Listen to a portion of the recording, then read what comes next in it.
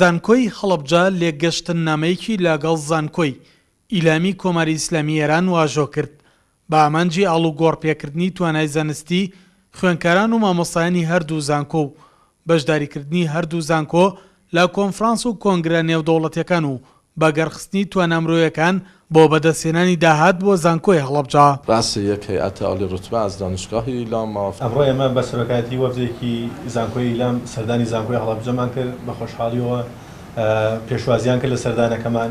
ئێمە چەند پێشنیارێکمان هەبوو هەروە تەفاومنامەیەکی یەکتێگەشتمان لەگەڵ زانکۆی هەڵەبجە ئیمزا کرد. پێشنیارەکانی ئێمە ئەوە بوو کە زانکۆی هەڵەبجە لە جیلی یەکەمەوە هەنگاو نییە بۆ جیلی سێم کە پەیداکردنی سروەتەوە دەستکەوتنی داهاتە بۆ زانکۆ لە ڕێگەی ئەو عیلم و زانستی کە لە زانکۆ پێشکەشەکرێت.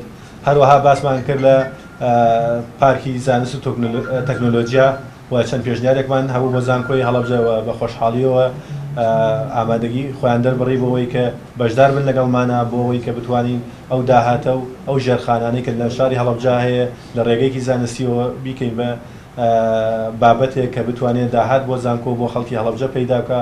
خاڵێکی ترکە گرنگە و باسمان لێوە کرد خوێندنی هاوبەشی هەردوو زانکۆکانە، زانکۆی هەڵەبجە و زانکۆی ئیلامە کە ئەتوانن خوێندنی هاوبەشکەنەوە، هەروەها ئاڵوگۆڕی خوێندکار بکەن لە بەشەکانی بەکەلۆرەس و ماستەر و دکتۆرا. زانکۆی هەڵەبجە زانکۆیەکی تازەیە و لە چەپەکایە، یعنی توانای مرۆیی و کادری با بڵێن پسپۆڕ و یا کەوادری علمی زۆر کەمە.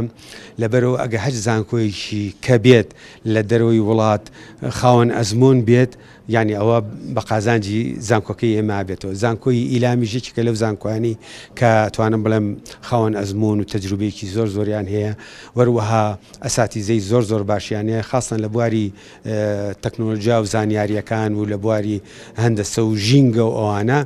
لەبەرەوە ئێمە توانین ئیسفادەیان لێکەین. بە پێی لێگەشتن نامەکە هەر خوێندکارێکی هەرێمی کوردستان ئەگەر بێوێت لە زانکۆی ئیلامی کۆماری ئیسلامی ئێران بخوێنێت، دەبێت کۆرسی زمانی فارسی لە سەنتەری زمانی زانکۆی هەڵەبجە وەربگرێت. کۆی گشتی لێگەشتن نامەکەی هەردوو زانکۆش لە 14 خەڵدا خۆی بینێتەوە، بڕیارە بۆ ماوەی 5 ساڵ بەردەوامی هەبێت.